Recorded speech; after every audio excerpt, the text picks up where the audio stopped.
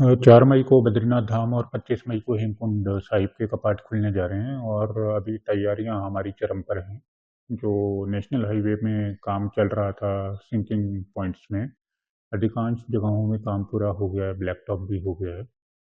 एक दो पॉइंट्स ऐसे हैं जैसे नंदप्रयाग, पागल नाला और हाथी पहाड़ के पास, वहाँ अभी भी काफ़ी कार्य की आवश्यकता है और संस्थाएं लगी हैं, मशीन और मैन पावर बढ़ा दी है दोनों जगह। और विगत दिनों में बारिश भी हुई है जिससे कार्य प्रगति में थोड़ी बाधा आई थी। बद्रीनाथ धाम के अंदर बिजली व्यवस्था सुचारू हो गई है। पानी और सीवर का काम चल रहा है लगातार और आशा है 30 अप्रैल तक वो भी पूरा हो जाएगा। गोविंद घाट में आपदा से ब्रिज टूट गया था जिसका काम लगभग 70% पूरा हो गया है और आगामी हफ्ते में आशा है वो ब्रिज बन के तैयार हो जाएगा। और आर्मी के जवान भी बर्फ हटाने के लिए हेमकुंड साहिब पहुंच गए हैं। उसके बाद पूरे रास्ते का आंकलन करते हुए बिजली पानी की व्यवस्था सुचारू की जाएगी।